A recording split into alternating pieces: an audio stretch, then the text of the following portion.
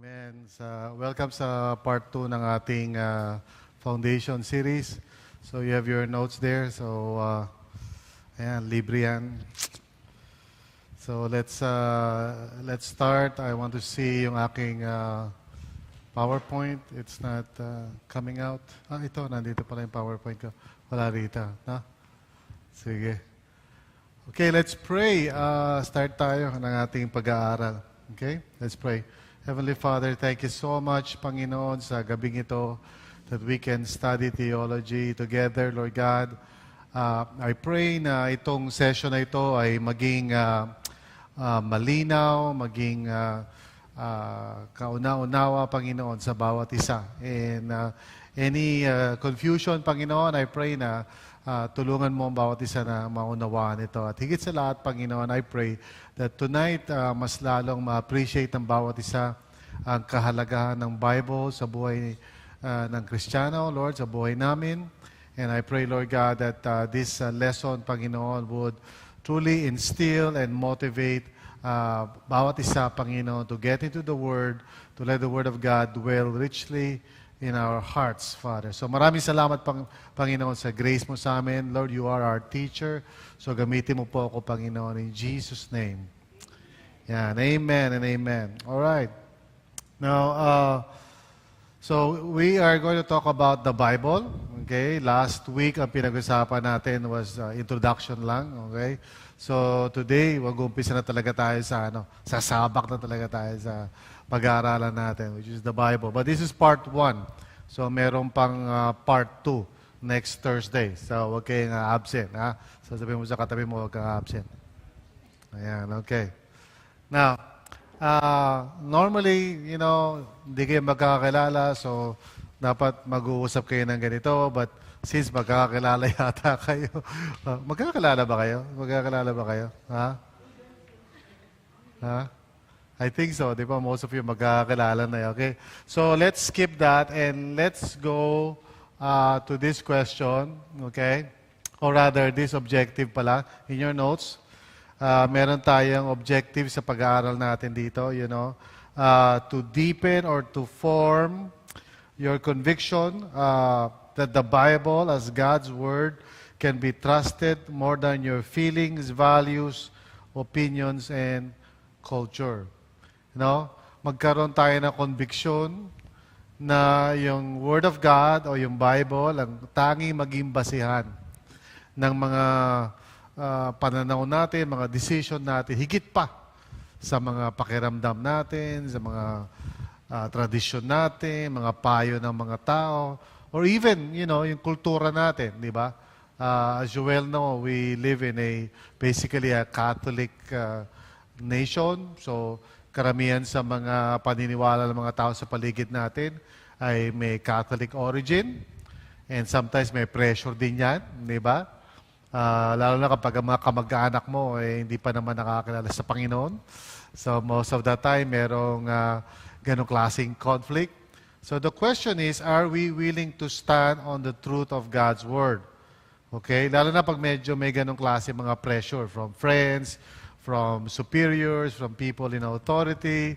Tayo ba ay willing na manindigan sa what the Bible says? Okay?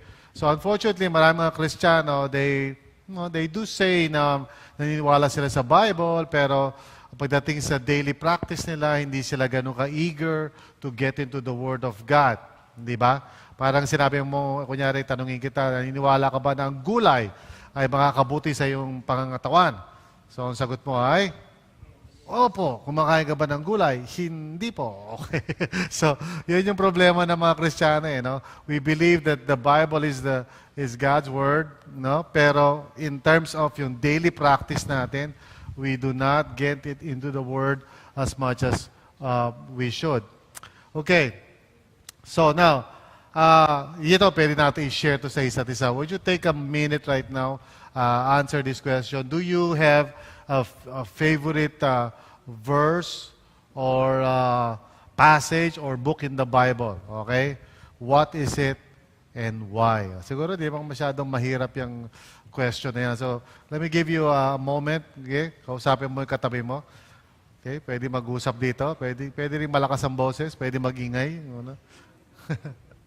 Meron ka bang favorite verse? Favorite book sa Bible? Kayo rin dyan, mga nanonood sa internet. Ano ba ang favorite book niya sa Bible?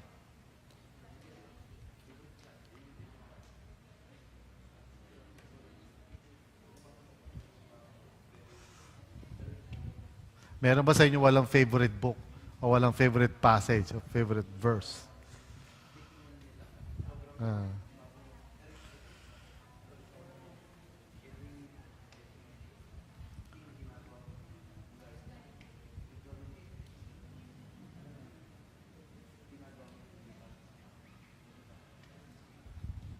Mukhang nagpipreach na si kapatid, parang ano na. Sino sa inyo, share nyo lang, anong favorite verse nyo, passage in the Bible? Ikaw, nanay. Wow, John 3:16, ang bigat. Okay. Yeah. Amen, oh. Yan ang favorite ng maraming tao, John 3:16. Okay. Tama.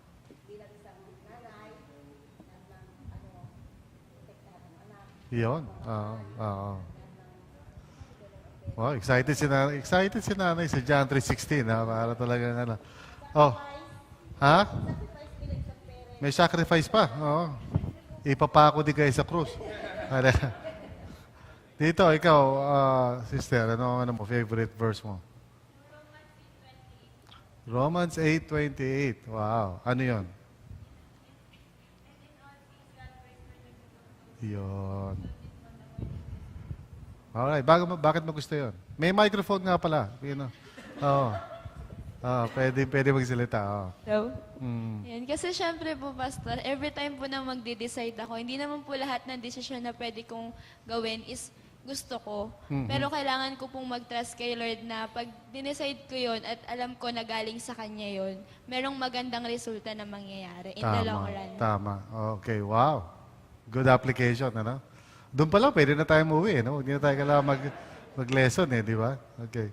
Anyway, so, let's begin yung ating pag-uusap tungkol sa Bible. First, let me introduce you to three important words, okay? With their definitions and their implications, okay?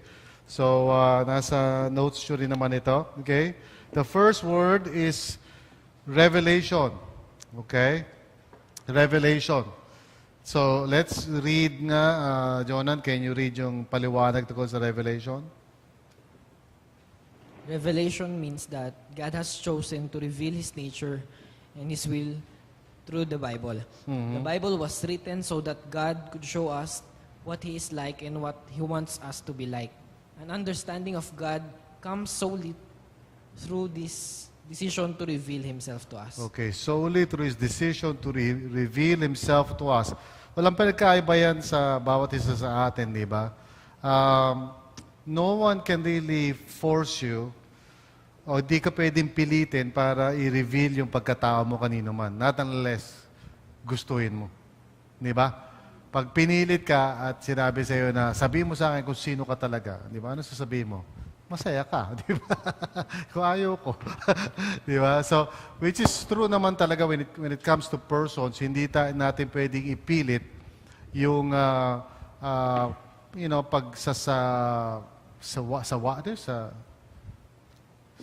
man Tagalog yan? Okay, pag-reveal. ng ating mga, ibunyag ng sarili natin, okay? Ilantad ang sarili natin. Pwede rin, okay? Hindi natin pwedeng gawin yan. At lalo naman masama naman kung huhulaan lang natin yung tunay na pagkatao ng isang tao. Masama rin yun. Kasi baka humantong tayo sa mga maling konklusyon tungkol sa kanya. Ang pinaka-best talaga nun is hayaan natin siya na ihayag ang sarili niya sa atin. So this is very much true about God, na pinili niya na i-reveal sa atin ang kanyang sarili, ipakilala sa atin ang tungkol sa kanyang kalooban, ang kanyang plano. And this makes the Bible really unique. Kasi meron mga tao na, siyempre, parang iniisip nila, ano ba yung Bible? Ano kakaibahan yan sa ibang klaseng mga magagandang mga libro dyan. O sabihin natin, kung i-compare natin sa ibang mga sacred books, what is special about the Bible? Well, pag-aaralan natin ngayong gabi na the Bible, okay, is God's revelation sa atin about reality. Kung ano nga ba talaga ang totoo, ano ang realidad. And that's very important sa atin kasi sa mundong kinagagalawan natin, minsan yung basihan natin ng realidad ay yung mga bagay lamang na maaaring nakikita natin o naunawaan natin. Paano naman yung mga hindi natin nakikita? O di kaya hindi naunawaan? Di ba? So, ang Panginoon sa kanyang kabutihan sa atin, niloob niya na ipakilala ang kanyang sarili sa magitan ng mga salita at mga gawain, no? Na sa mahabang panahon yun na naisaad o nailagay sa Bible para mabasa natin, malaman natin kung sino ba siya. Okay? At lahat ng mga mga bagay na maaaring maging kapahayagan niya sa atin sa iba pang paraan ay dapat maging nakabase. Kasi hindi pwedeng mag-contradict yun. Kailangan nakabase yon sa salita ng Diyos. So sabihin natin, halimbawa, na naginip ako o nakarinig ako o nakakita ako ng pangitain. Hindi natin pwedeng sabihin na parang mas mahalaga pa yon o parang mas meron pang otoridad yon kaysa sa salita ng Diyos. Yun ang wag natin gagawin. Marami naliligaw sa ganung bagay. May napanaginipan ako kagabi. Kinausap ako ni Jesus. Kaya, di ba? Sabi niya, ikaw raw ang papangasawa ko. Teka, sandali lang, di ba? Sari-sari mga ganyan, mga prophecy, usong-usong ngayon yan sa paligid natin. Na huwag tayo basta-basta maniniwala kasi dahil ang Diyos ay Diyos, hindi siya pwedeng magkaroon ng inconsistency sa kanyang mga pinahayag niya o nireveal niya na sa kanyang salita o yung revelation nga. Tapos, hindi pwede yung parang maging maiba. No? Now, naniniwala tayo siyempre at gusto ko rin maunawaan ninyo na ang paraan ng pakikipag-usap ng Panginoon ay primarily sa pamamagitan ng kanyang salita, the Bible. But, however, hindi natin dapat i-limit doon ang maaaring maging kapahayagan o komunikasyon niya sa atin. Sometimes He speaks to us in a still small voice. Minsan ginagabayan niya tayo through some kind of circumstances. Minsan merong mga times na meron na i-impress sa ating mga thoughts. No, yun lihitin mo lahat ng mga paraan for God to communicate with us. Pero gusto ko tandaan ninyo is that higit sa lahat ng ito, dapat meron tayong ikakasukatan or basihan for determining kung ang isang, revelation ba na na-receive natin o narinig natin o tinig na narinig natin. Ito ba ay ayon sa revelation ng Panginoon o sumasaliwa ba ito o umuiba ito sa kanyang salita. So that's why, ang pinakamahalagang gagawin na kahit sinong mananampalataya para sa kanyang buhay, para ito ay maging ayon sa kalooban ng Diyos, ay talagang ibabad niya sarili niya sa Word of God. Maging familiar siya sa revelation ng Panginoon sa kanyang salita. Para kung sakali mang magkaroon ng ibang klaseng mga guidance dyan sa buhay natin, di ba? Magkaroon tayo ng mga dreams o ano man, hindi tayo basta-basta maliligaw ng landas kasi meron tayong way para sukatin ito, subukan ito, i-test ito, kung ito ba'y naayon sa katotohanan. So, napakahalaga ng concept of revelation. Today, we're going to talk about, or tonight, pag-uusapan natin yung bakit ba natin masasabi talaga na ang Bible is the revelation of God para sa atin. Ano ba ang mga pruweba natin dyan? Now, pangalawang gusto kong maintindihan yung salita is yung salitang inspiration. Kasi siyempre, makakarinig kayo ng mga tao na maaaring magsasabi sa inyo na, ang Bible, gawa lang naman ng tao yan, di ba? Sinulat lamang ba ng mga tao, no? How sure tayo na pwede natin pagkatiwalaan yan? Diyan pumapasok yung doktrina ng inspiration. Kasi yung inspiration, may kinalaman yun doon sa, nakalimutan natin, basahin kanina pala sa Revelation, yung talata sa Ezekiel 38 verse 23. So somebody can read that, please. Dito naman sa table na to. Please read yung Ezekiel 38:23. Okay. And so I will show my greatness and my holiness, and I will make myself known in the sight of many nations. Then they will know that I am the Lord. Praise the Lord. Di ba? So, yan ang revelation ng Panginoon. Now, basahin natin yung definition ng inspiration. Okay, on this table naman. Definition of inspiration. Inspiration is the process through which God gave us in the Bible. Mhm. God worked in the hearts of human writers to inspire them to write down His Word. God's words written through these people are perfect, infallible, and trustworthy. Okay, thank you, kapatid. Okay? Sabi sa definition natin, inspiration is the process through which God gave us the Bible. Yung paraan o proseso. God worked in the hearts of human writers to inspire them to write down His words. God's words written through these people are perfect. Okay?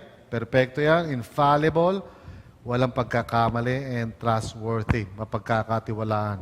Okay? Sabi sa 2 Timothy 3:16, all Scripture is inspired by God.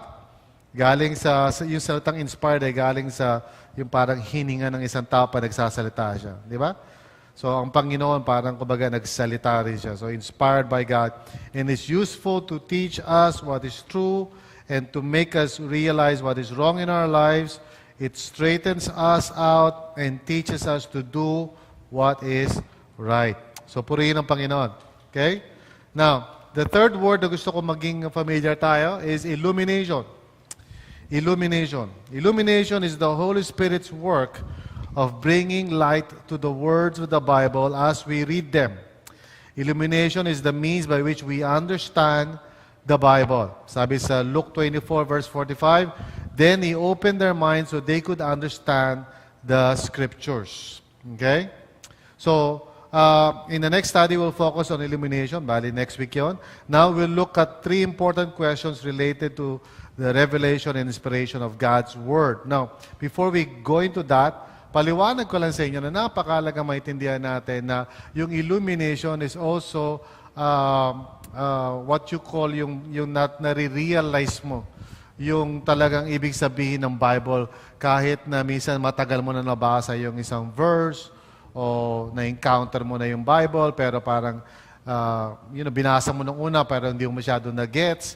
And then later on, may mangyayari sa life mo and matutugma-tugma mo yon. And then marirealize mo na, yung pala yung sinasabi ni Lord sa akin. So, illumination yon, no? Or you begin to have a greater insight sa tunay na ibig sabihin ng isang passage. Maybe the first time mo binasa, hindi mo ganun kalalim ang pagkaintindi mo. Hindi mo na-appreciate.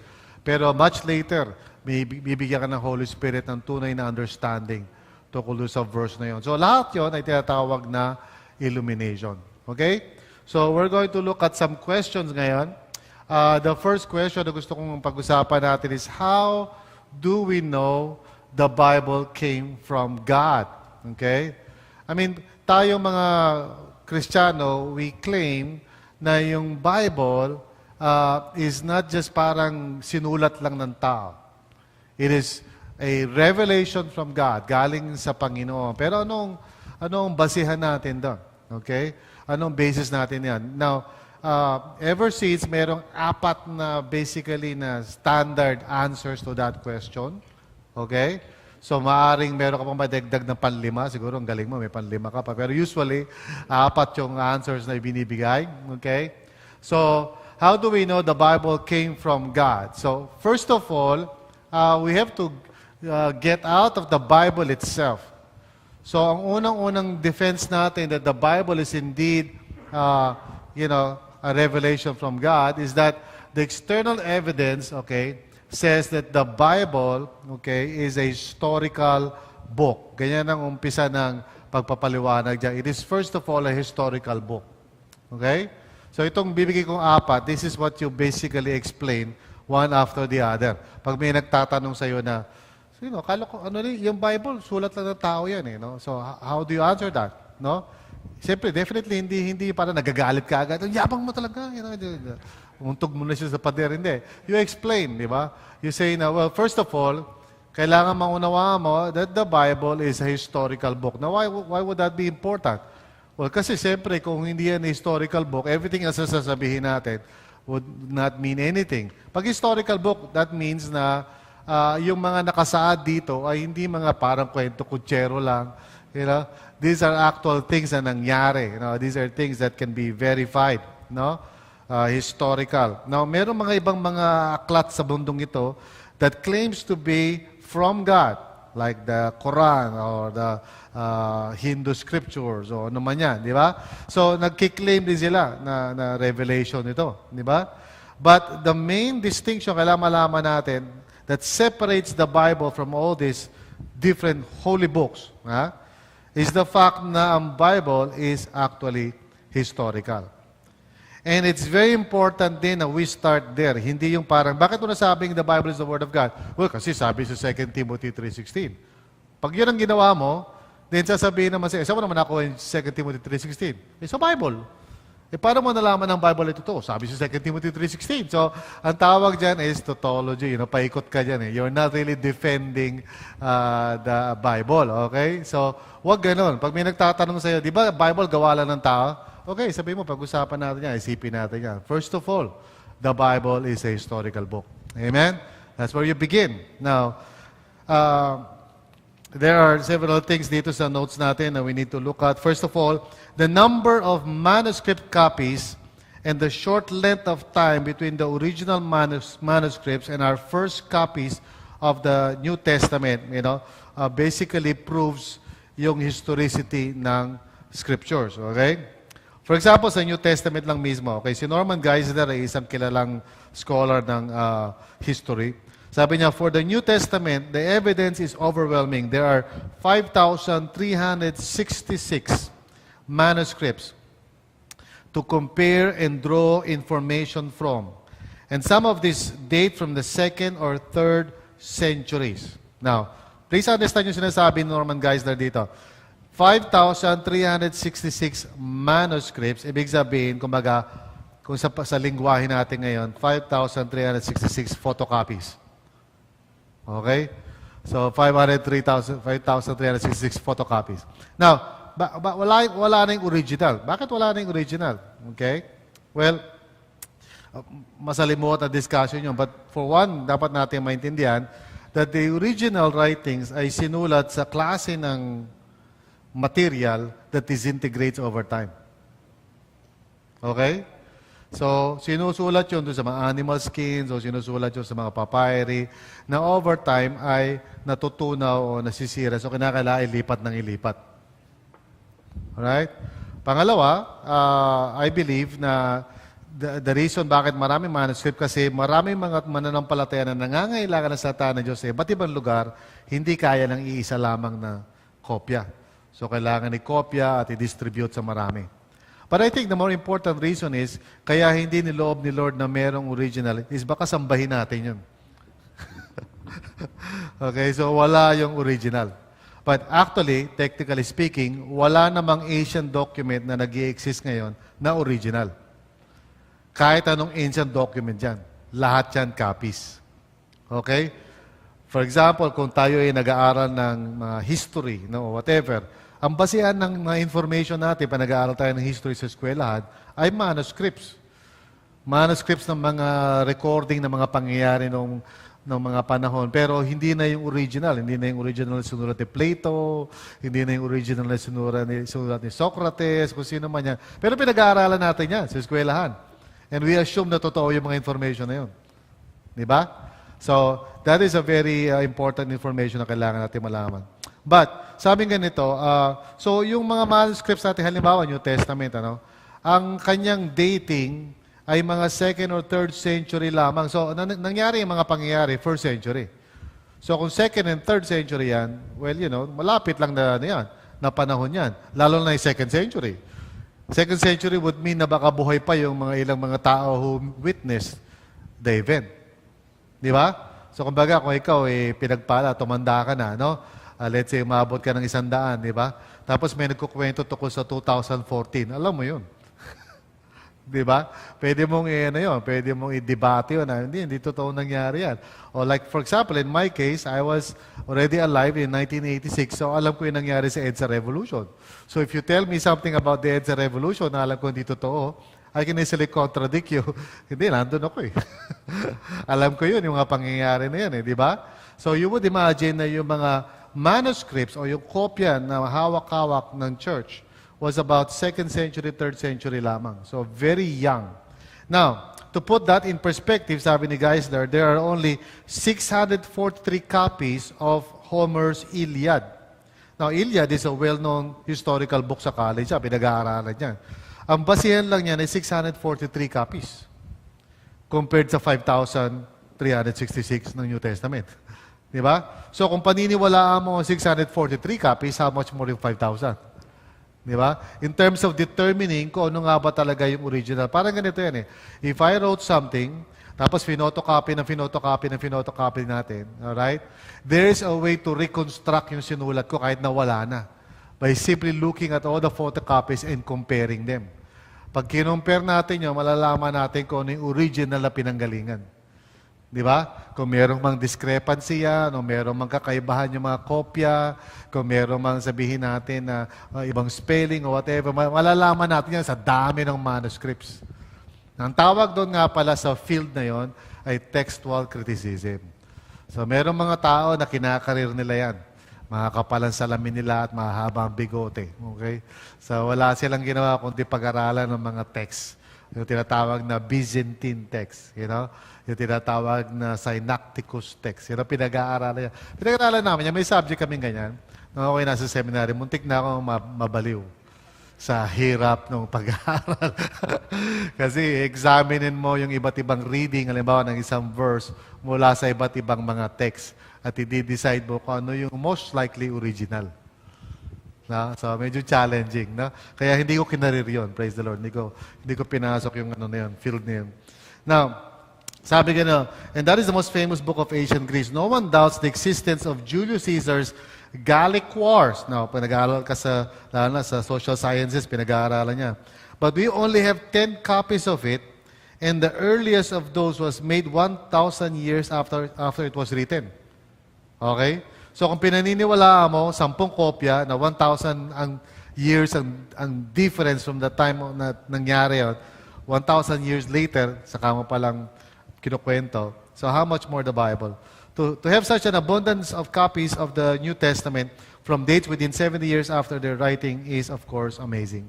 Now, sa Old Testament, recently, it was in the 1940s na discover yung Dead Sea Scrolls, which is basically mga jars siya na nakatago sa isang cave. Accidentally na-discover ng dalawang mga shepherd boys at mutik na nga sunugin, mutik na nga itapon.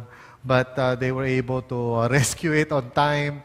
At nung in-identify nila, it was dated mga before 5 BC or mas even earlier than that.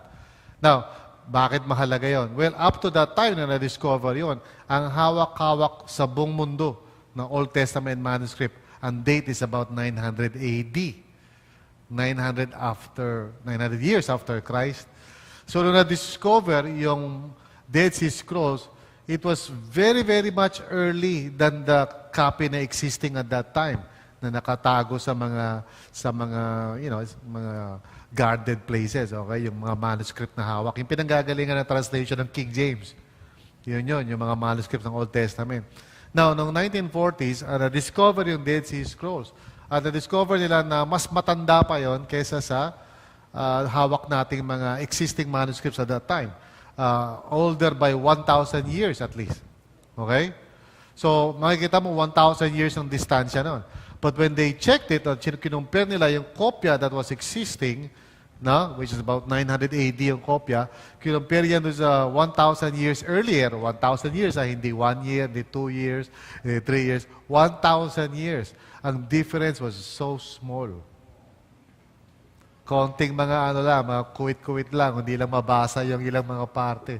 Pero it was exact. Now, the reason is because hindi basta-basta kasi kinokopya yan. And we have that in our notes, I believe, the extreme care with which the scriptures were copied.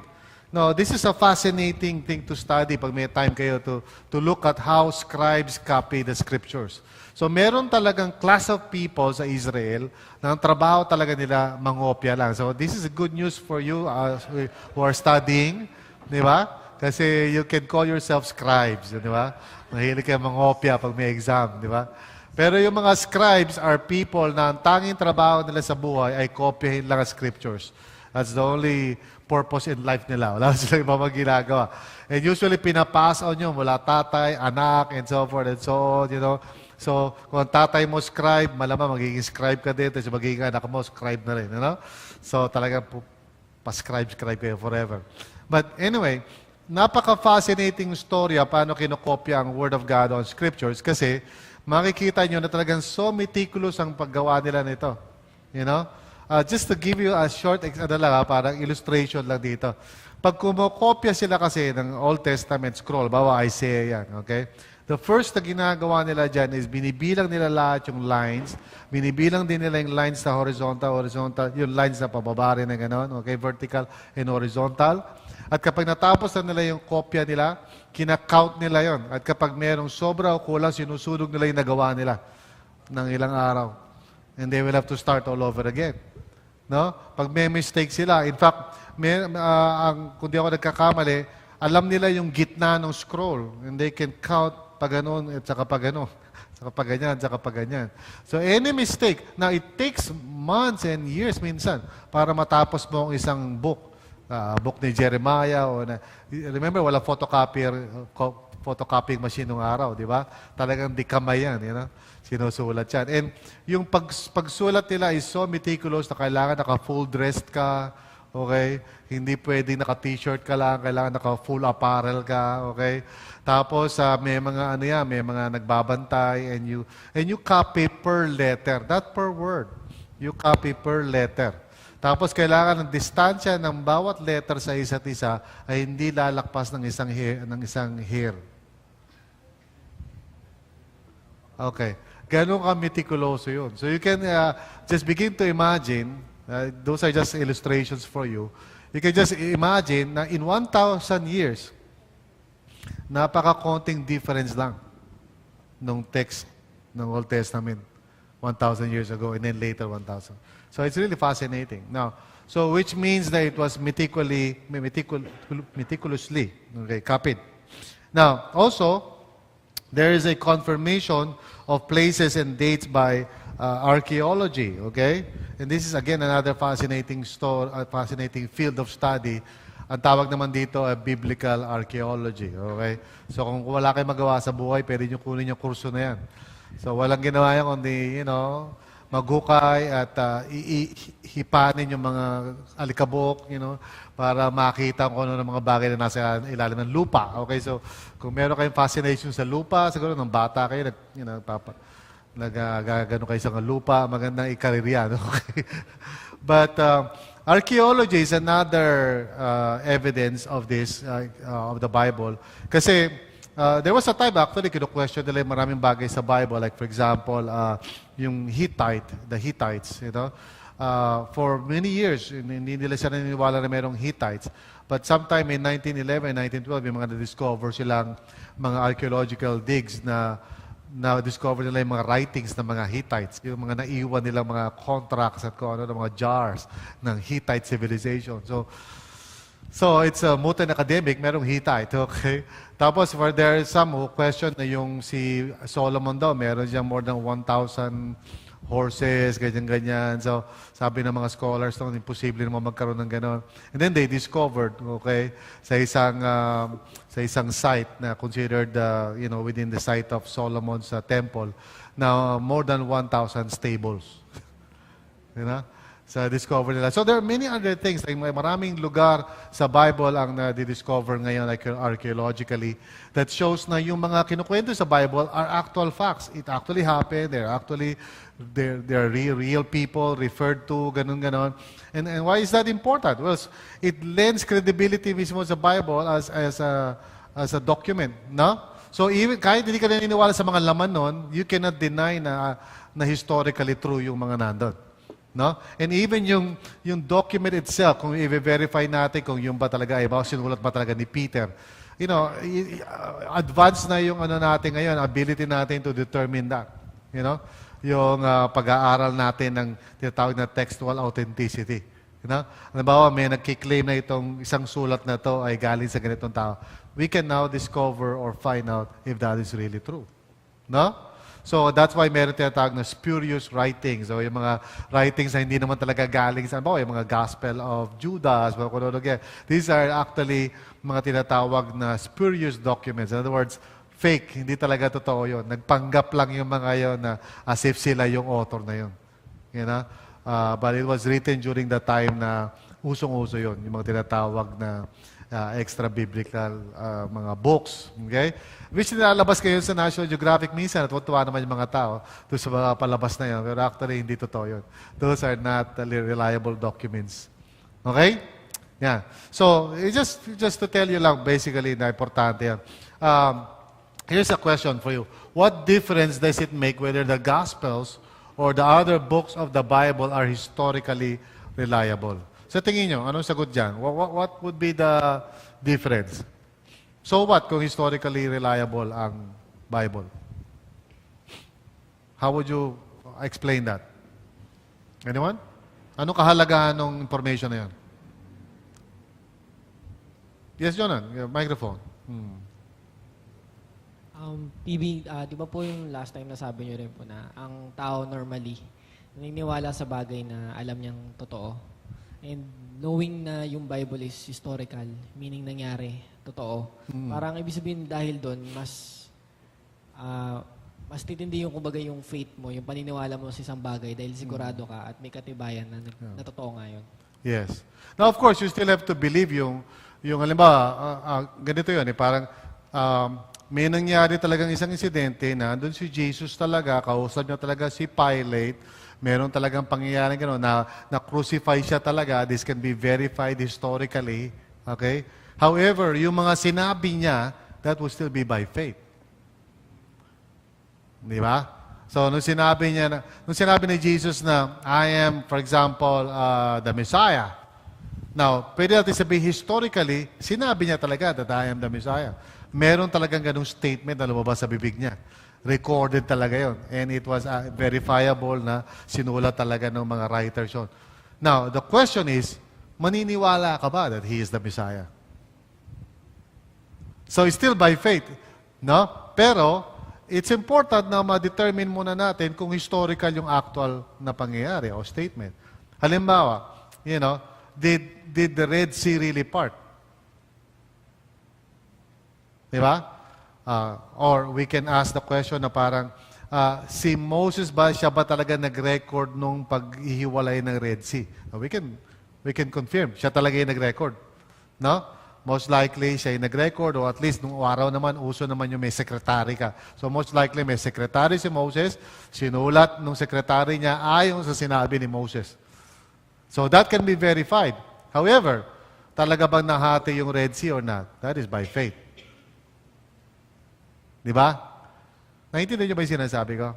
Di ba? Yan. So, may distinctions doon eh. Pero very important sa pagpapaliwanag natin why we believe in the Bible.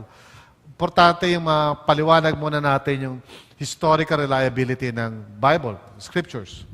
Okay? Kasi kung hindi siya historically reliable, then tapos na lang. Wala. No? Pag sinabi mo, hindi, sabi ni Jesus, sinabi ba niya yun? Di ba? Sabi ni Peter, ganito, sinabi ba niya talaga yun? So, question mark na lahat yan, di ba? But once we can determine na historically, yes, sinabi talaga ni Apostle Paul, nagpunta talaga siya sa Athens noong panahon na yon. At yung pagka-record doon can be verified kasi yung mga binanggit na lugar at mga tao, ng mga officials, talaga naman nabuhay nung time na yon. Sila talaga yung nakatira doon. Amen? Di ba?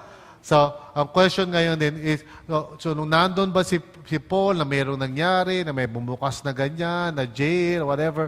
So, actual na kwento yon and actual na statements. But you still have to believe. Amen? Okay, so. Ano pa lang tayo doon? Sa umpisa lang. Okay, let's move on. Okay. The second evidence na meron tayo and why we believe talaga the Bible came from God.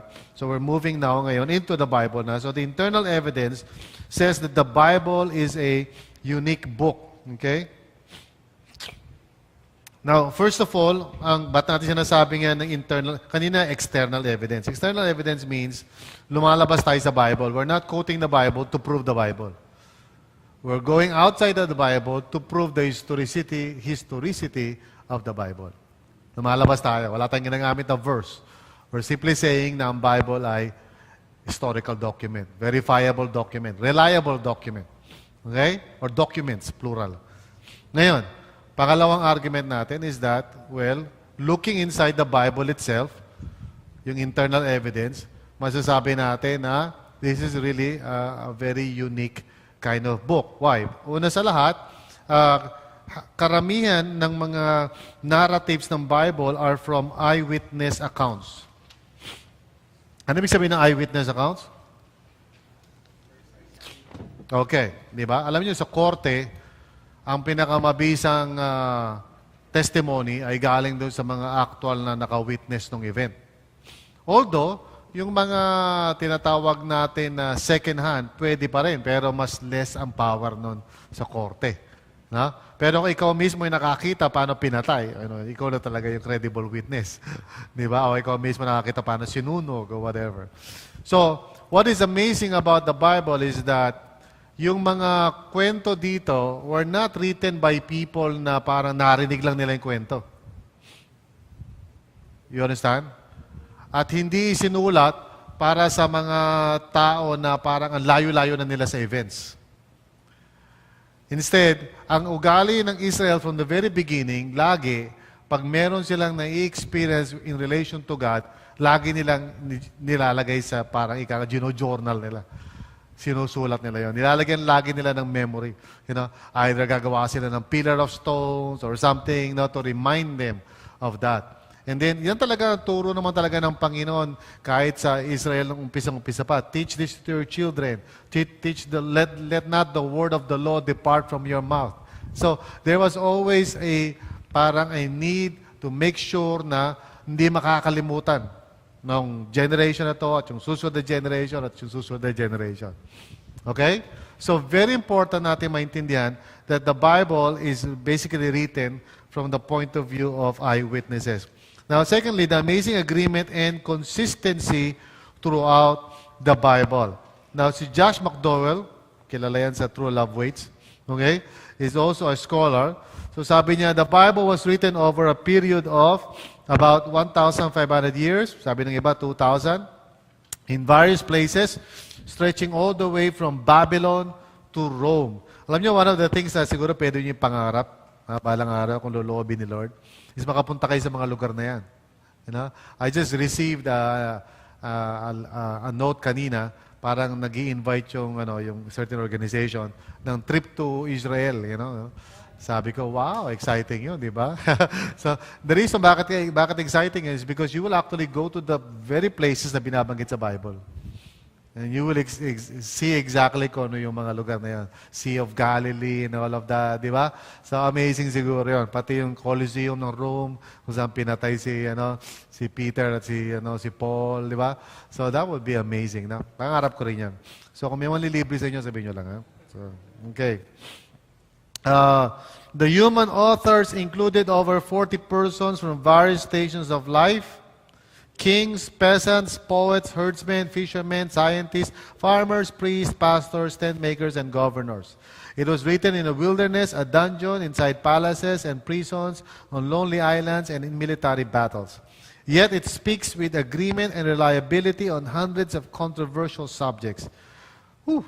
Yet it tells one story from beginning to end, God's salvation of man through Jesus Christ. No person could have possibly conceived of or written such a work.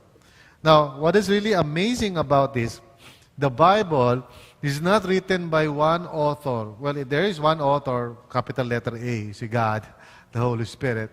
Pero in actuality, there are 66 books in the Bible. So library, actually, ang Bible natin, library. Hindi naman siya talagang Bible lang. Okay? Kaya it would actually be wrong to read the Bible mula Genesis hanggang Revelation. Alam mo bakit? Kasi hindi naman sinulat ang ganun yun. Hindi naman parang Mills and Boons na chapter, tuloy-tuloy. Iba-ibang aklat yun eh. Okay? So pag binasa mo ang Bible mula Genesis hanggang Revelation, talagang siguro bandang Exodus, patay ka na. Kasi hindi mo na talaga kakayanin yun. You have to read each book or at least sabihin natin may grupo like the Pentateuch, no? The first 5 books of the Bible, yung grupo yun. But the other books, hindi mo talaga pwede mabasa ng tuloy-tuloy na kailangan galangin mo yung integridad ng bawat book, ano yung background noon, sino sumulat, ganyan-ganyan. So, that is fascinating as we look, especially dito sa ano na to, no? Wait, before we go into that, that question, I want us to go into a closer look part dito sa notes ninyo because you would see something really amazing dito. The Bible is translated from 24,000 copies of the New Testament alone, with millions of people having seen some of these copies. Those copies have been translated by thousands of scholars. Opposite naman, the Book of Mormon is translated from a supposed single original that is claimed to have been seen and translated by one man, Joseph Smith, who was not an expert in languages. That original was taken back. There are no copies of that original. So, wala nang kopya yun. Isang tao lang yung tapos tinago pa niya yung kopya. So, kumbaga, nagkadayaan na. No? So, Mormonism is actually based on a very, unstable kind of no? Kiniklaim ni Joseph Smith na may nag-appear daw sa kanyang angel, si Angel Moroni, at sinabi daw sa kanya yung mga revelation, And then, there was actually, during his time, nung buhay pa siya, may nag-accuse sa kanya na he was lying. So, dinimanda niya yon yung tao na yon ng libel. And so, napunta sa korte yon, napunta sa court.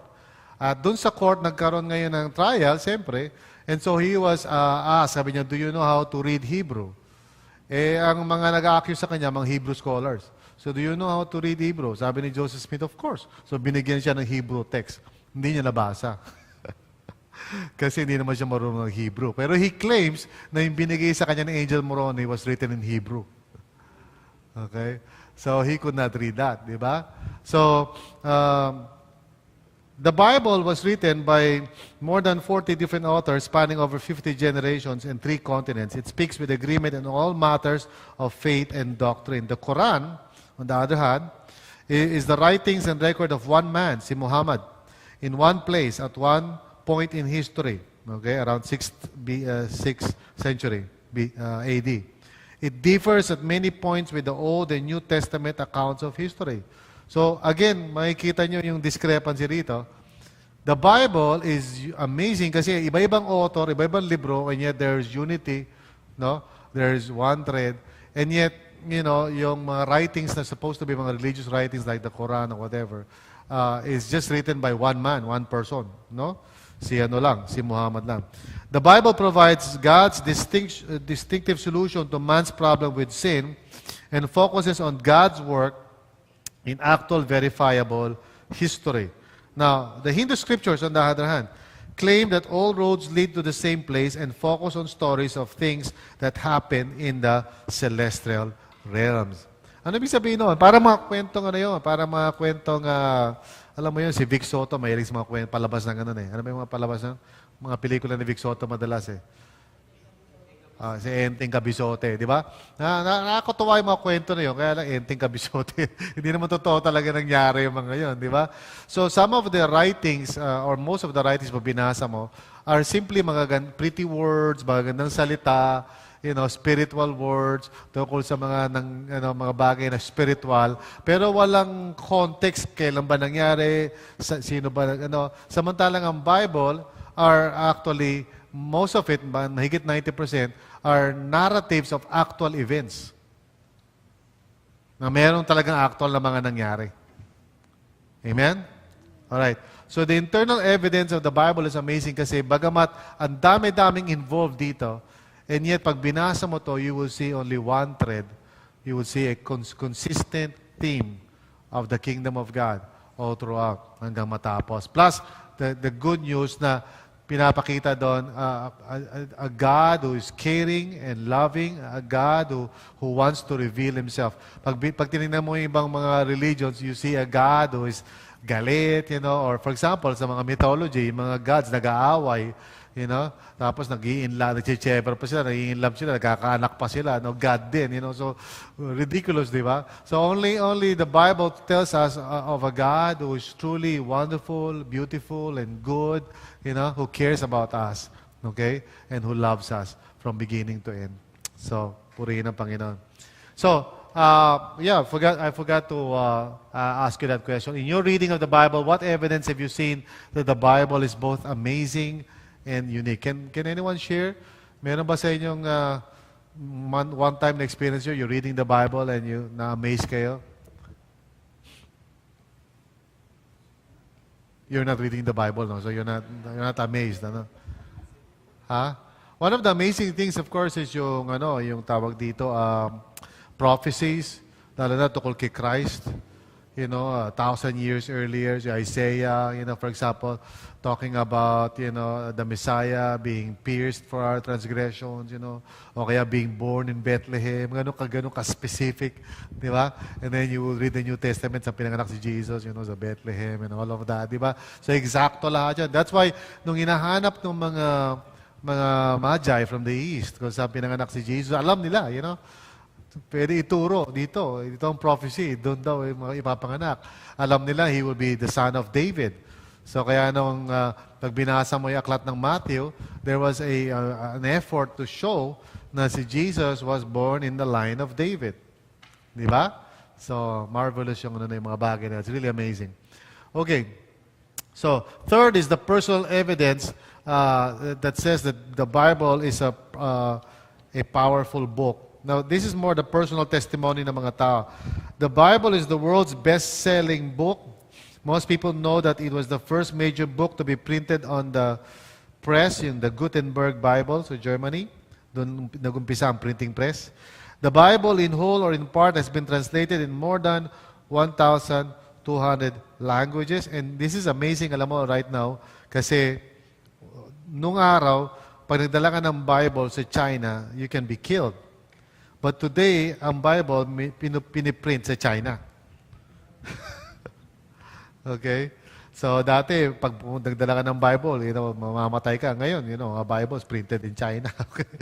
So, it's an amazing thing. There are places, for example, there's another house, hindi ako nagkamali, isang philosopher na sabi niya na hindi magtatagal ang Bible, mawawala na sa mundong ito. I forgot his name. He's a European. Sabi niya, mawawala ang Bible sa mundo. Well, namatay siya, tapos yung bahay niya, ginawang printing press ng Bible. So, interesting. Okay. So, millions of lives have been changed through the truth of the Bible. So, as far as being an evidence of the Bible talaga na sabihin natin, there's a lot of personal testimony. Kayo mismo siguro may mga testimony kayo of how the Bible became relevant sa iyo. Ako, marami akong testimony ganyan. I was called into the ministry through a Bible verse, in Jeremiah 29:11. That's how I gave my life to the Lord and I decided na magpapastor na ako. So, Jeremiah 29:11 yun. Okay? So, you know my story. So, hindi ko na ulitin, di ba?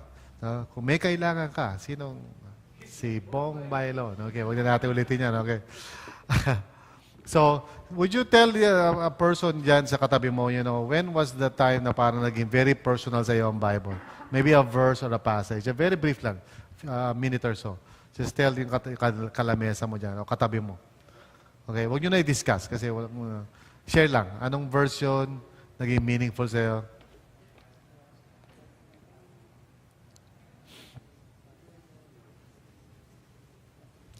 Hindi ka na kailangan bumulong. Pwede magsalita. Wala namang tayong rito. Ba't kayo nagbubulungan? Okay.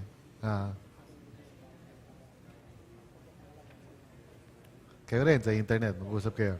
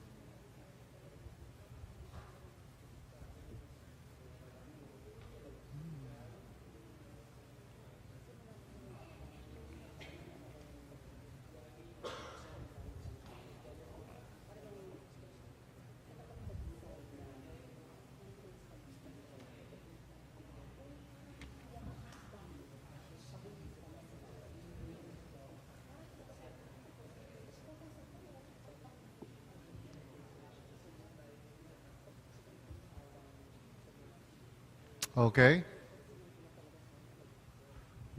Meron bang pwede magbigay ng isang example lang na naging meaningful sa iyo ang isang passage o verse sa Bible? Talaga nang usap sa iyo very powerfully.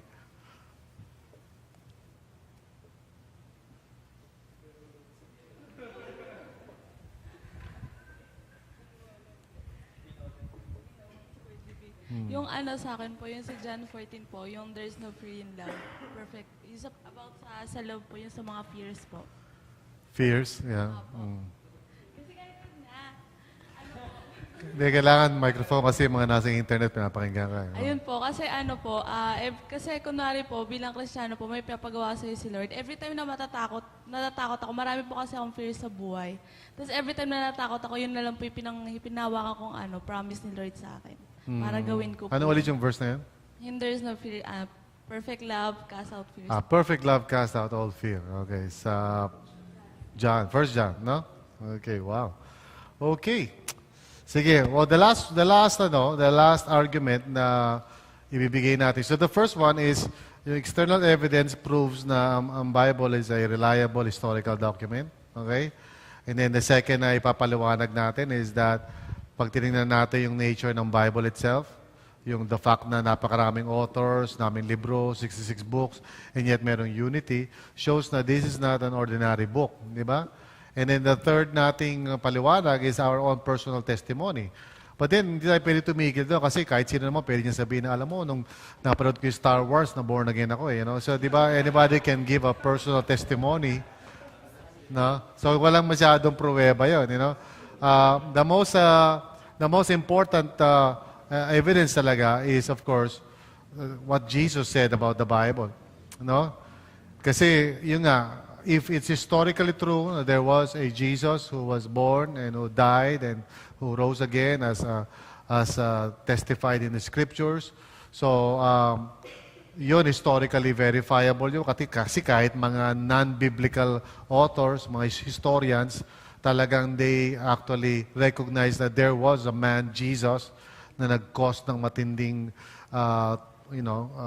problemas apparently sa Jerusalem, Of course, yung mga secular na historians, they did not believe that Jesus was the Messiah, pero they acknowledged that there was a Jesus who actually claimed to be a Messiah, and pati yung mga, Roman emperors wrote about it. Lalo na nung pinapatay na nila yung mga Kristiyano, nung nagpapalitan sila ng mga sulat, they were telling each other na merong isang grupo dito who call themselves Christians, and they're claiming that their master rose again from the dead. So, merong mga evidence from historical writings that there was indeed those events na nangyari. Hindi yung parang, kumbaga, inimbento lang natin yung idea ni Jesus. Those were real events. So, no argument, that Jesus indeed was born in Bethlehem, and then he was crucified probably at the age of 33, 35, and he claimed to be the Messiah. Okay?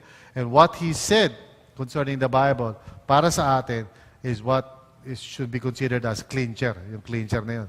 For us, that settles the whole thing. Okay? First of all, Jesus recognized that the Spirit is the author of the Bible. Sabi sa Matthew 22, 43, 44, why then, Jesus asked, did the Spirit inspire David to call him Lord? David said, the Lord said to my Lord, sit here at my right side until I put your enemies under your feet. So Jesus really believed that the Scriptures were written by the Holy Spirit. All right? And then pangalawa, Jesus quoted the Bible as authoritative. Kinote ni Jesus ang Bible as if it really settles the issue. Sabi sa Matthew 22:29, Jesus replied, you are in error because you do not know the Scriptures or the power of God. Okay? Again in Luke 11:28, he replied, blessed rather are those who hear the word of God and obey it. So in other words, as far as Jesus is concerned, walang debate.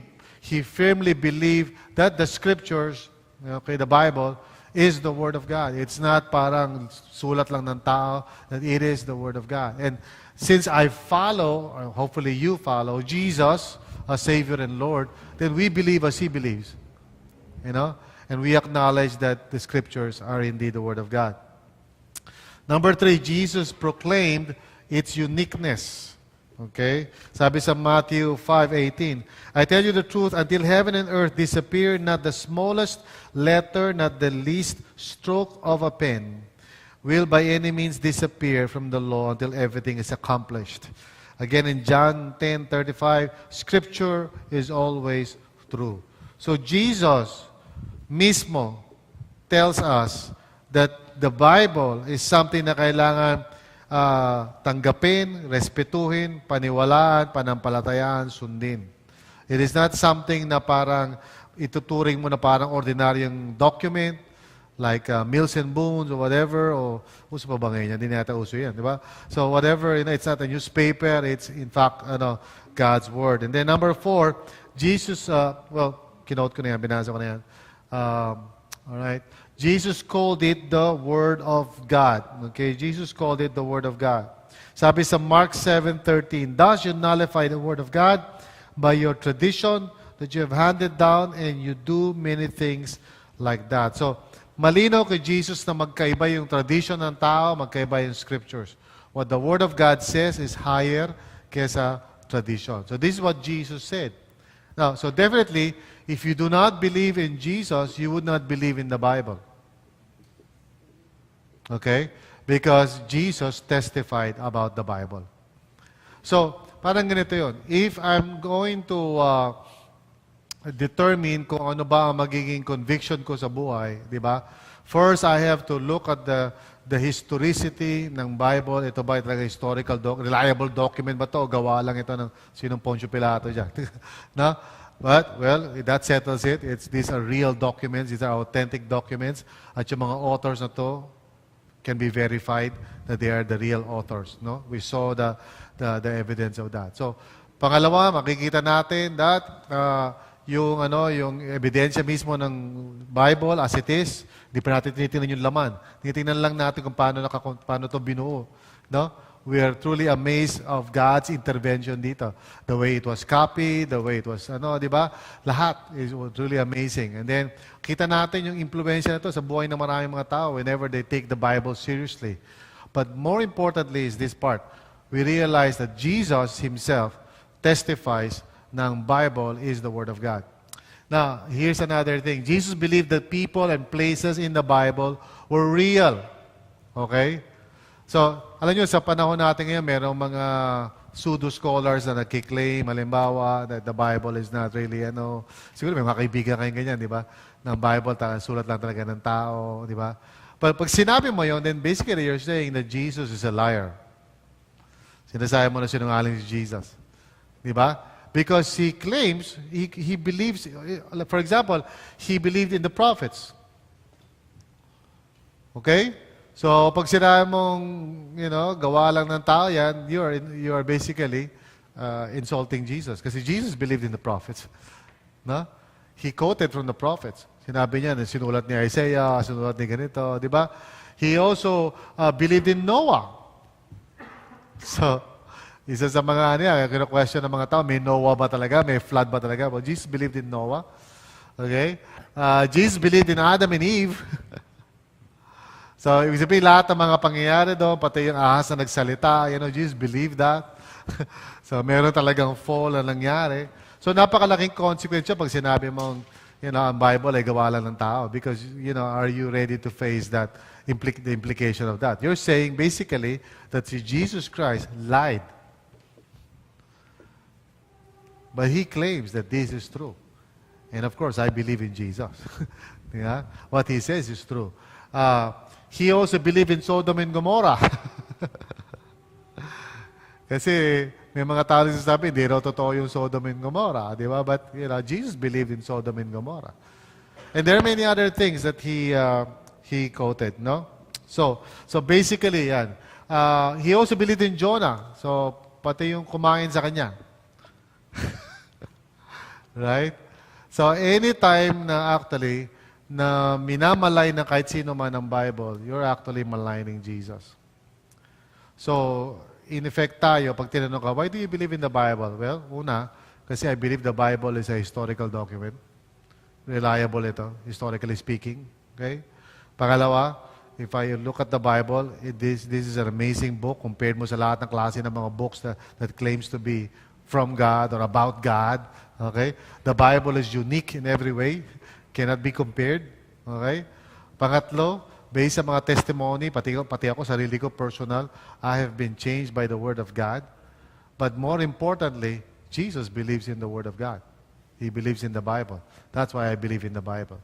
So you see how that reasoning goes? Okay? So that's how you basically explain that, no? Pag may nagtanong sa inyo. Okay? Tingnan mo ako, masabi mo sa katabi mo, yung apat na yan. Without looking at your notes. Sige, babae sa babae, lalaki sa lalaki. Oh. Tumingin agad sa notes. Kakasabi ko lang, huwag tumingin sa notes. Tingin na lahat sa notes. Ibig sabihin, hindi nyo na-gets. Oh, di ba? Tell your seatmate without looking.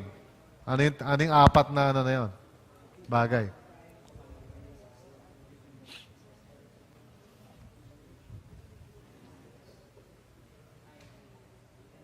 Sigurado hindi kaya paliwanag nitong isa.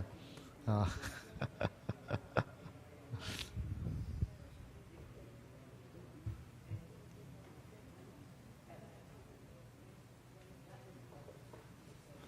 Pwede magsalita, huwag kayo magbulungan. Oo. Ayan na, nagdaya na po mga kapatid. Itong table na to. Ha?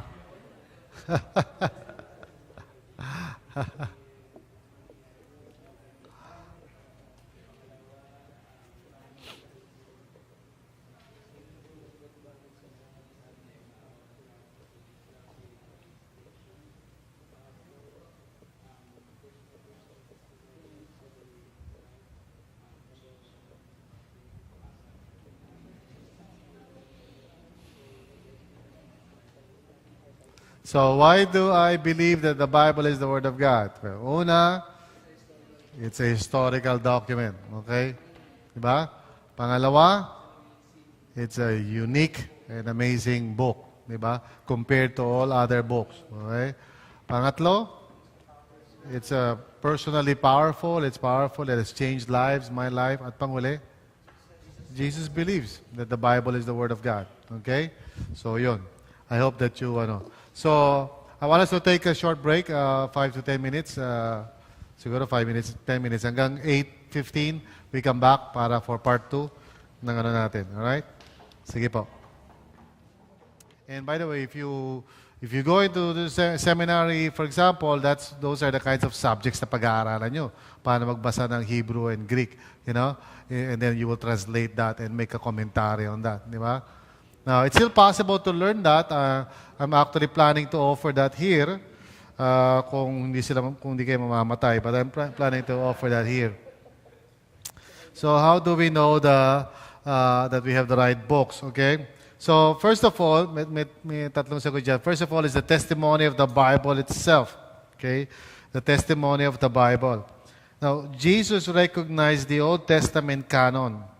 The word canon refers to the list of books that are accepted as Scripture. In other words, even during the time of Jesus, nung nandito siya sa earth, it was already recognized na merong collection of books na kinoconsider na inspired. Okay? So, yung tinatawag na canon. Canon means standard. It's a standard. So, even during the time of Jesus, merong mga books that were considered inspired and then merong mga books that are not. Okay? So, sabi sa Luke 24, verse 44, "This is what I told you while I was still with you. Everything must be fulfilled that is written about me in the law of Moses, the prophets, and the Psalms." So, yung law of Moses, prophets, and the Psalms, that's a shortcut way of saying the entire Bible. Okay? So the Old Testament was already closed during the time of Jesus. In other words, wala ka nang pwede dagdag doon. So it's not true na, halimbawa, tayo mga Kristiyano, we suddenly decided, itong libro na to, itong libro sama natin, so gawa tayo ng Bible. Okay? Even during the time of Jesus, there were already books that were recognized as the Word of God. Even though maraming books that were existing at that time. Example would be the Maccabees, ganyan. Existing na yan during the time of Jesus. But it was not recognized as Word of God. Okay? Mga Bell and the Dragon, yung mga controversial books ngayon. Di ba? Yun. Tapos, secondly, so Jesus recognized the Old Testament canon. And then secondly, Peter recognized part of the New Testament canon. So, some things in Paul's letter, sabi ni Peter sa 2 Peter 3:16, are hard to understand, and people who are ignorant and weak in faith explain these things falsely. They also falsely explain the other scriptures, but they are destroying themselves by doing this. Now, take note yung salitang the other scriptures. Kasi ang sinasabi ni Peter was that yung sulat ni Paul was already considered scripture. Now, what is interesting about that, of course, is that yung sulat ni Paul, mga sulat ni Paul, okay, at that time na sinabi ni Peter ito, probably was just about 3 years or so lang ang distansya.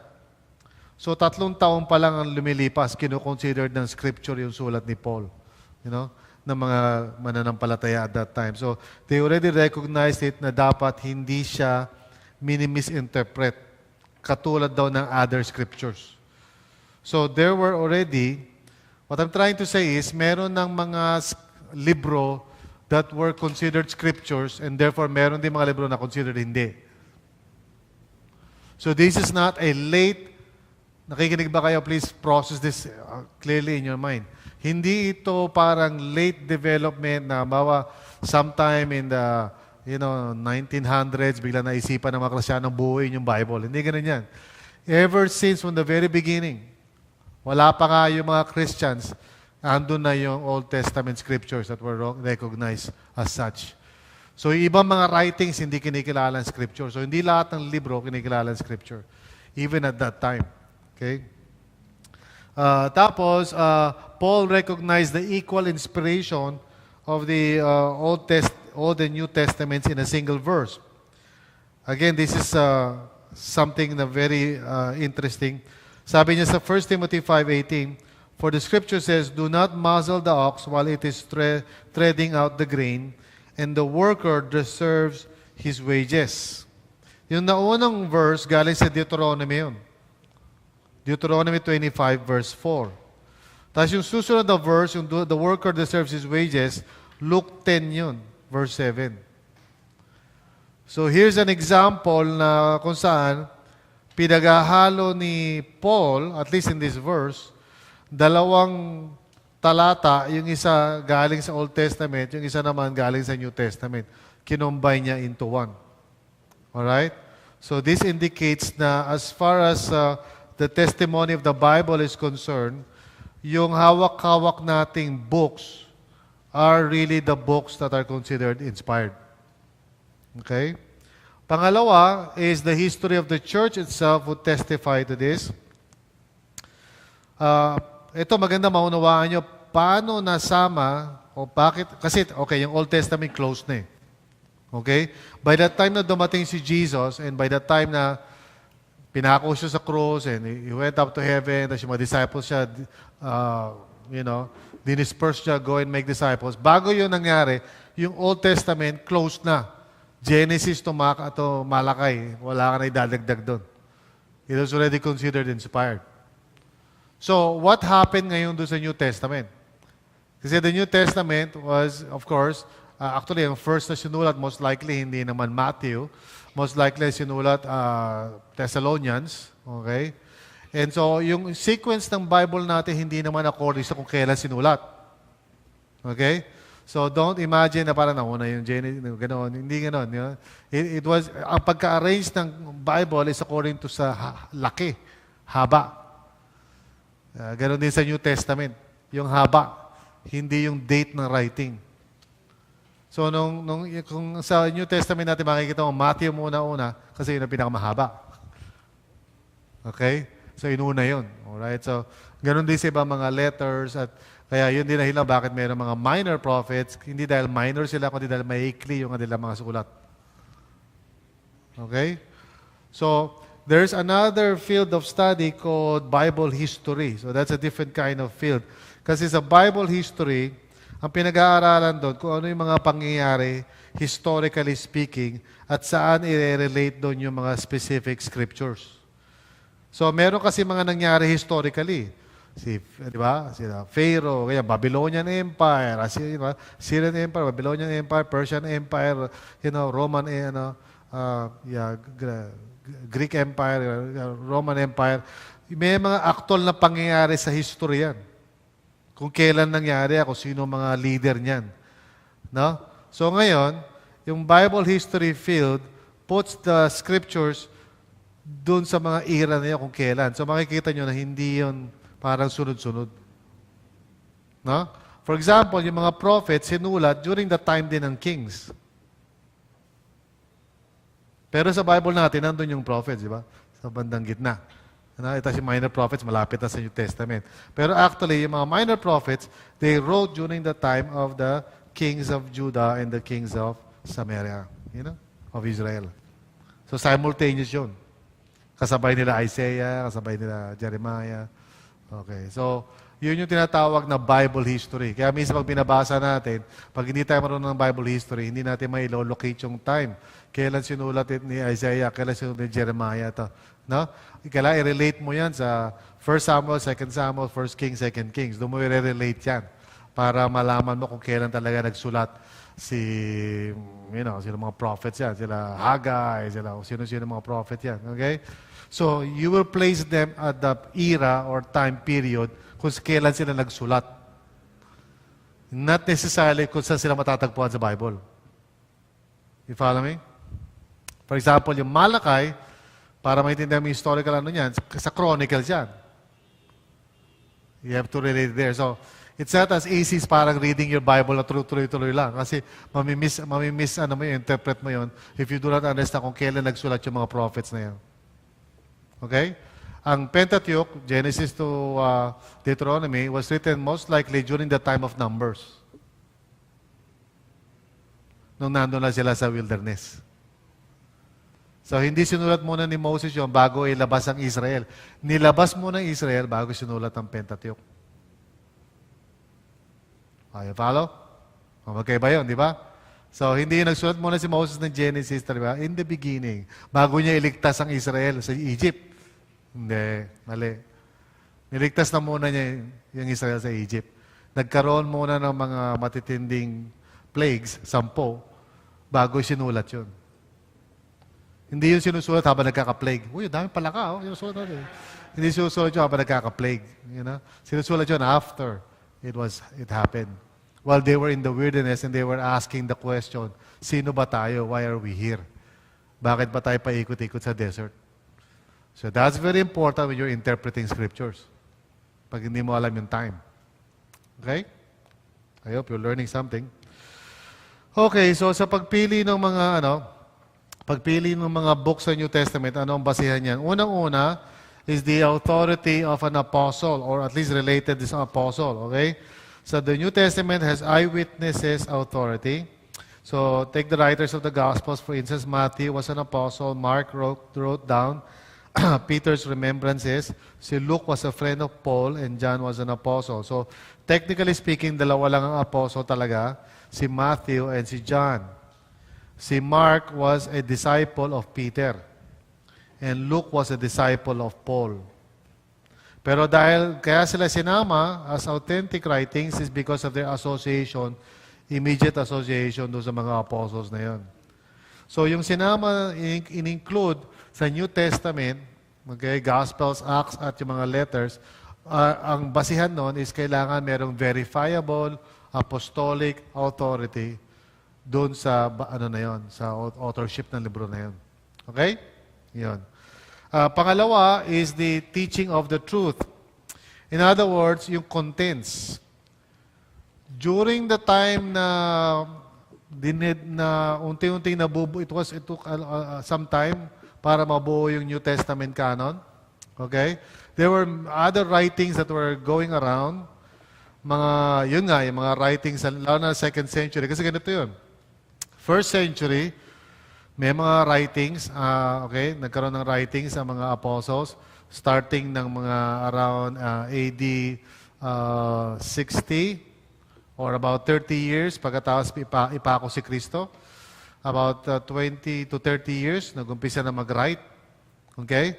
At that time, wala pa nagra-write. They were just proclaiming the gospel. So, ang earliest yata would be around 50s, ganon. So, it took about 20 years pa na popropagate ng gospel, make disciples of all nations, bago sila magsulat. Kasi tumatanda na sila, mamatay na sila. There was persecution, so they had to write down what needed to be taught, sa lahat ng mga disciples. So, si Paul was the first one who started writing. Later lang sila, Matthew, Mark, Luke. Si John yung pinaka-huli sa Revelation when he wrote it sometime at the end of the century. So, ang huling-huling na buhay na apostle was John. So, tigok na lahat sila in the first century. Si Peter, pinako ng pabaliktad. Si Paul, pinugutan ng ulo. And the other apostles died also in many different ways. You can read about their story doon sa librong Fox's Book of Martyrs. Okay? So, or you can read the book Footsteps of God that shows kung ano nangyari doon sa mga apostles. Okay? If you can find those books. Medyo mahirap hanapin, but you can find them. Actually, I have a e-book version of that if you're interested, mga Fox Book of Martyrs. Pero hindi kayo interested. Pero kung interested kayo, mababasa niyo. So by the end of the first century, nung namatay na lahat, nung pagdating ng second century, so yung mga disciples ng mga apostles, yun na ngayon na naging mga church leaders. Okay? Sila na yun. Sila Irenaeus, yung mga iba't iba mga tawag sa kanila, church fathers. So sila yung second century mga nabuhay. Namatay yung lahat ng apostles, second century, sila yung mga bata pa na ngayon matatanda na ngayon ng second century. Okay? So during the time ng second century, marami mga writings na lumabas. So it became important to determine talaga exactly ano yung New Testament canon. So pinapaliwanag ko ano yung basehan, paano dinetermine yun. So first, apostolic authority. Second is yung truth nito. The truth, yung laman, okay? It must agree with yung mga scriptures that are already verified na. So parang ganito yun eh. Pag na-verify na yung isa, halimbawa galing talaga kay John, na-verify na, yun na ngayon ang basihan for determining other writings of John. Nagkiklaim na galing kay John. Yun na yung basihan. So they were very careful do sa mga initial, and then as they went on, lahat ng mga other books that were circulating. And remember, during that time, dami nagsisirculate kasi dami churches. So they were, yung mga scrolls, kung saan pupuntang lupalop yan.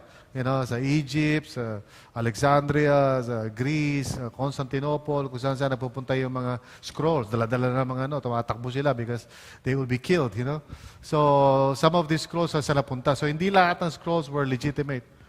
Some of the scrolls had to be, identified kung yan ba ay galing kay Paul, galing kay Peter, galing kay John, etc. Ganon. So until they came up with the canon of the New Testament. No?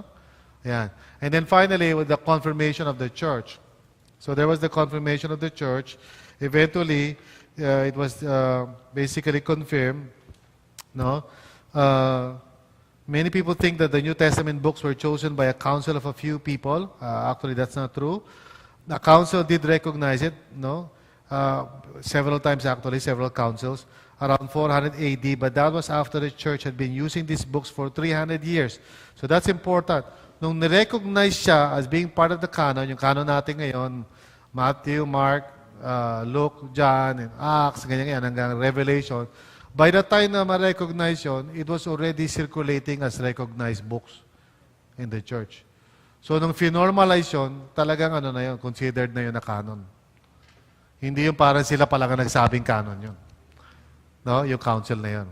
Anong araw yung council is basically a gathering of all church leaders para ecclesia natin.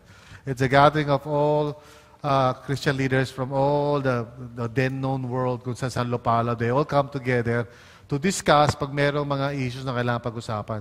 So noon, wala pang mga Papa Piccolino. Wala pang mga papa-papa. It was just simply parang clasp lang nung araw. It's just a organization of Christian leaders, magkakasama sila. And whenever, pag may heresy, halimbawa yung Arian heresy na sinabi ni Arius na si Jesus ay tao lang, dineclare nilang anathema yun. Dineclare nilang heresy yun. by the council. So nagkasama-sama yung council and they declared Arius, who is the, basically pinanggalingan ng Iglesia ni Cristo. Arius, the Arian heresy. So therefore, talagang heresy yung paniniwala na si Jesus is tao lang. Okay? As early as that time. Ganun katagal na yun, dineclare na yun na heresy. So ewan ko ba't sila niniwala doon. Alright. So, and then thirdly is the power of God. So the power of God is how we determine if we have the right books or not, the power of God. So, sabi sa Isaiah 48, the grass withers and the flowers fall, but the word of our God stands forever. Okay? The word of our God stands forever. Now, our assurance that we have the right books is a matter of faith. Kasi naniniwala tayo, God would not, mislead His people. Kasi nga, ang sabi niya sa atin is that ang basis ng lahat ng truth ay ang kanyang revelation. So God would not lie and God would not suddenly parang, hindi yung bigla na lang natin yung mga balitaan na may na-discover na isang Bible book sa bayan-bayanan o nakatago sa langgam, Hindi walang lalabas na ganon because God is God. And He cannot allow that to happen. So He has given us the revelation that He has, yung canon natin, old and new. But ultimately, it is by faith, no? It is by faith that we hold on to this conviction na God would not mislead, that God would not deceive. Kung totoo ang pagbabasihan ng life natin is the Bible. So therefore, God will make sure that it will be protected. There are some religions that would argue, for example, kasi hindi nila naiintindihan, for example, if a Muslim or let's say a Mormon would go to a bookstore, makikita niya mayroong iba't ibang translation ng Bible. So isipin niya, akala niya, maraming version ng Bible. Okay, kaya sasabihin nila, yung Bible ng mga Kristiyano, iba-iba yan No? But actually, hindi niya naiintindihan na it is all translated from one set of manuscripts. Hindi yun. Ang tinranslate lang sa iba-ibang lingwahe, pero source isa lang. Okay? And then also, in addition to that, of course, is we believe that the scriptures or the Bible that we have is God's authoritative word for us. Okay? I hope na this kind of knowledge is helping you kasi sa sarili niyong conviction, sa sarili niyong faith, why you believe in the Bible, and also pag nagipag-usap kayo when other people are parang debating you about the Bible, at least pwede mo paliwanag yung conviction mo. Why you believe? Basically, ganito yun. I believe it makes sense to believe in the Bible. Ganun yun. I'm not telling you na, pag sinabi sa akin, can you prove it? Well, I cannot prove it 100%, pero it is logical and it makes sense. Meron akong basihan to believe in the Bible. It is not a leap of faith. It is not parang jumping in the dark. Okay? Now, we all have to exercise faith. Pag nanampalataya ka sa Quran o sa Hindu scriptures, you also have to exercise faith. Di ba? We all have to exercise faith. In fact, right now, nakaupo kayo sa upuan, you exercise faith. Alam niyo ba yon? How sure are you na hindi babaksak yung upuan? You're trusting doon sa gumawa. Di ba? Okay. So, everything is by faith actually kung tutusin. Di ba? Pag sumakay ka sa jeep na nakalagay Cubao, how sure are you na pupunta ng Cubao yan? You're not. Can you be 100% sure? Of course not. Pero meron kang legitimate basis to conclude na malamang pupunta ng Cubao yan. Bakit? Kasi nakasakay na ako dyan dati. Pumunta ng Cubao. But you cannot be 100% sure. Of course. Di ba? Nothing is 100% sure sa mundong ito. Di ba? But I believe na believing in the Bible makes a lot of sense. It is not foolish. It is not illogical. It is not absurd. Believing in the Bible makes a lot of sense. Bakit? Well, it's historically true, di ba? And its nature is amazing and unique, di ba? Its power is di ba? Has transformed many lives, and most of all, Jesus says it's the Word of God. So it makes a lot of sense to believe in the Bible. Amen? All right. Okay. Sige, so what does it mean when we say the Bible is inspired? Okay? Ano ba ibig sabihin ng inspiration? So inspiration, okay, does not mean simply that the writer felt enthusiastic like Handel composing the Messiah. Hindi nyo siguro alam yun, the Messiah. No? Hallelujah, hallelujah, you know. The Messiah, yun yung kanta na yun, the Messiah. Hindi yung Could You Be Messiah? Iba yun. Si Gary V yun, hindi yung si Mandel. Okay. Nor does it mean that nakakaya naman, nasa internet ako, kumakanta ako. Nor does it mean that the writings are necessarily inspiring like an uplifting poem. As a process, it refers to the writers and the writings being controlled by God or superintended by God. And as a product, it refers to the writings only as documents that are God's messages. Okay?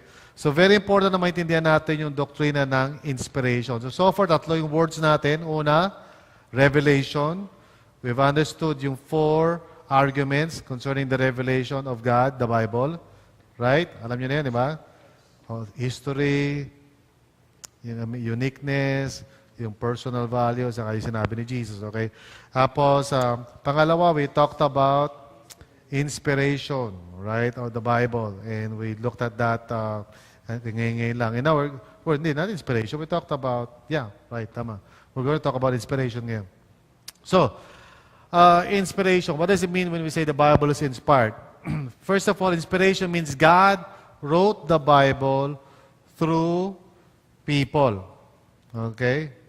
So, gumamit siya ng tao. And I think that's praise the Lord, di ba? Kasi kung gumamit siya ng Martian, nobody can understand, di ba? Praise the Lord, gumamit siya ng tao. Kasi ganun yung sa argument, di ba? Gawa lang ng tao yan. Sagot ko dyan, praise the Lord, di ba? Kung aso gumawa niya, nobody can understand. Di ba? Well, sabi sa 2 Peter 1 verse 21, no prophecy ever came from what a person wanted to say. But people, led by the Holy Spirit, spoke words from God. So it's very important to understand na pag sinabi natin the Bible is inspired, ibig sabihin natin that God wrote the Bible using people or through people. So ano ibig sabihin nun? Well, it can be understood. It can be studied. Kasi language yun eh. Therefore, may grammar yun. Therefore, may tense. Therefore, merong number, plural, singular. Therefore, merong person, female, male, di ba? It can be dissected. It can be understood. Pwede natin ma-identify kung may paragraphs, kung merong topic sentence, and so forth and so on. It can be understood. Praise God. It is written by people. God used people. So, one of the things na kailangan ma-develop sa isang tao who wants to understand the Word of God ng more deeply is yung mag-aral siya ng language. Okay? Mag-aral ka ng language. So, hindi ka marunong ng subject, predicate, patay na. There's no way you can understand the Word of God. Okay? Kung hindi ka marunong ng clauses, hindi ka marunong ng independent clause, dependent clause, hindi ka marunong ng complex sentences, compound sentences. Kung di mo alam yan, patawarin tayo. Absent ka siguro nung tinuro yan. And you will have a hard time understanding talaga the Bible in a deeper way. Now, you can understand the Bible in a shallow way. Pwede mo pa rin maintindihan yung Bible in its plain, But, kung gusto mo maging teacher of the Word of God, yung tipong preacher ka, Bible teacher ka, there's no way out of it. You've got to learn language and grammar and syntax, Yung syntax, hindi yun yung mga tax na binibigay mo sa mga may kasalanan, syntax.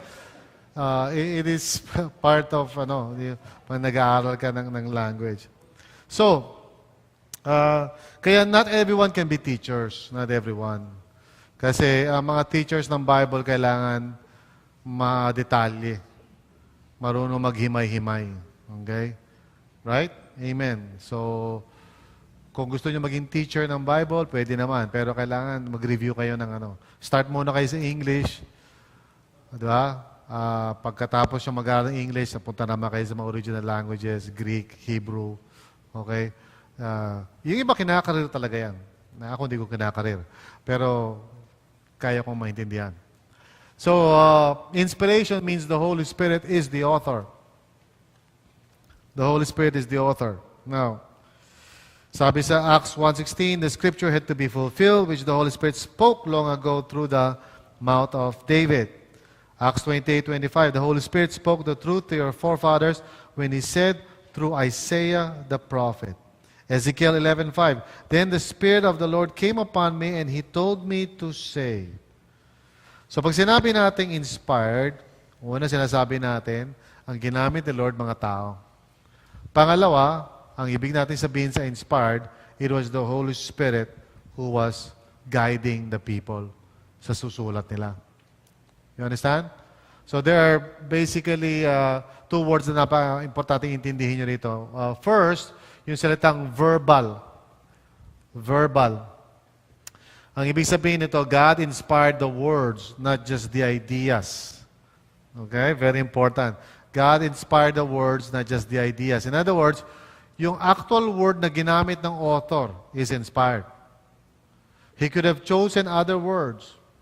Kaya pag nagpapaliwanag tayo ng text, nagtuturo tayo, we need to, alimbawa, make a distinction why ginamit ng author yung word na yan, hindi yung ibang word. Okay? For example, pati yung of course, pati yung structure ng word. For example, yung salitang heaven is not singular in the original Greek. It is plural. Heavens. Now, mahalaga yun because kung heaven lang, baka pagkaintindi mo parang it is someplace up there na nag-harp yung mga tao tapos kalahati yung katawan ng mga angel. Kasi iniisip mo, heaven. Di ba? Parang pupunta ako sa heaven. But actually, the Bible says heavens, which means sky and air. So the kingdom of the heavens is the kingdom of the air. Si God nasa air. He is present everywhere. God inspired the words mismo. Okay? It was no accident, it was plural. Okay? The word spirit, pneuma, sa Hebrew ruach, means air, wind. Aksidente ba yun? Na yung words for spirit is air. Tapos heavens is air. Ruach. Alright. Now, plenary is the other word. Plenary is the word that means all, not just part. Now, pag sinabi natin all, it doesn't mean that all are true. It means that all are inspired by God to be written. In other words, gusto niya na may sulat. Not necessarily it's true. So pag may sinabi si Satan, okay, yung pagkakwento tungkol sa sinabi ni Satan is inspired. In other words, there's no error. Talagang yun talaga sinabi ni Satan. Pero yung sinabi ni Satan is not necessarily true. Yan ang ibig sabihin ng verbal, plenary inspiration. Okay? So, yung theological term na nyo, verbal, plenary inspiration. Verbal means yung words, hindi lang yung ideas, actual words, actual grammar, actual syntax. Okay? Tapos, plenary means lahat. So, kahit Ecclesiastes is inspired, lahat is inspired, so dapat hindi mo lang binabasa yung mga gusto mo, yung Psalms lang. Ayaw mo lang magbasa ng iba. All is inspired. All Scripture. All Scripture, pasa graphe, all Scripture. Pasa is all, graphe is graphics. All that is written down. All that has been written down. So, marami pa sinabi si Jesus na hindi written down. Marami pa sinabi mga Apostle Paul na hindi written down. Marami pa sinabi mga prophets that were not written down. We don't call that inspired kasi hindi naka-written down. Okay? So, in the same manner, pag tayo ay nagsasalita, we don't say na we are inspired of God. Di ba? We simply say, the Lord impressed upon me. I feel na God is saying this. Pero hindi mo sinasabing inspired ka kasi hindi mo karango si Paul. At hindi namin pwede isulat yung sinasabi mo sa Word of God. So, pwede namin i-test, pwede kami mag-disagree sa sinasabi mo. Pwede ka mag-disagree sa prophecy, huwag kang matatakot sa prophecy. Pag may nagpo-prophesy sa'yo, pwede ka mag-disagree kasi hindi naman niya karango si Paul. Tapos na yung inspiration sa Revelation. Okay? Yeah. So, if you believe what you like in the gospel and reject what you don't like, it is not the gospel you believe, but yourself. Okay. So, inspiration means God's word is to be our final authority. Yun din ibig sabihin natin. So, una, God's word is written by God through people. Pangalawa, Holy Spirit. Pangatlo, it is the final authority. Yan ibig sabihin ng inspiration, final authority. Okay? Now, sabi sa scriptures, how can a young person stay pure? By obeying your word and following its rules. Okay. For the word of the Lord holds true, and everything He does is worthy of our trust. Okay? So, dalawang bagay ito. Understanding inspiration increases my confidence in the Bible. Kasi knowing fully well na it was God who spoke, siya yung nagsalita through the Holy Spirit, umamit siya ng tao, gives me confidence na pag sinabi niya sa Word of God yon, tama yon. Yun ang totoo. Yun ang reality. Even though I may disagree, even though I may not believe. So, for example, pag sinabi ko sa'yo, 1 plus 1 is equal to 2, pwede mo sabihin, oh, hindi. Yun pa rin yun. 1 plus 1 is equal to 2 pa rin. Kahit sa gusto mo. Okay? So when the Bible says something, declares something, kahit ayaw mo maniwala, it's still true. What you sow, you shall reap. Kahit ayaw mo, totoo pa rin yun. Okay? It's the reality. So, the truth behind inspiration is that I can trust His Word above my feelings, values, opinions, and even yung aking culture.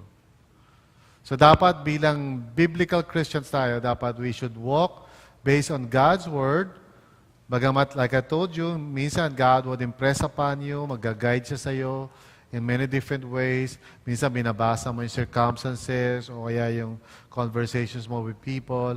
Totoo lahat yun, merong legitimacy yun na you can hear God in many different ways. But, dapat anchored ka sa Word of God para na-discern mo kung yung sinasabi mong ini-impress sa'yo ni Lord ay galit talaga kay Lord at hindi yung parang nasobrahan ka lang sa balot or, nagutom ka lang or may na-imagine ka lang. The Bible must be the basis of all revelation, ultimately. You follow me? Okay? So, ang problema natin kasi ngayon in the body of Christ, maraming Christians do not get into the Word of God. So, wala silang masyadong alam sa Word of God. Kaya very poor ang kanilang knowledge of the truth. Kaya madaling masway, madaling maligaw, di ba? Depende sa feelings, di ba? Pag na-feel mo ng isang bagay, feeling-feelingan na, di ba? You're distracted na and you're led out of God's will. Okay.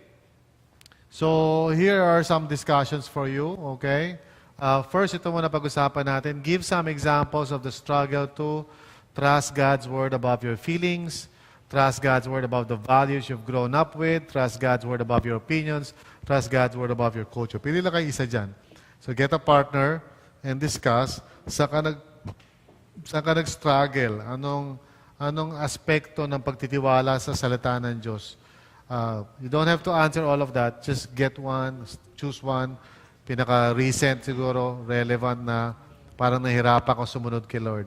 Is it in the area of feelings, area of circumstances, area of whatever?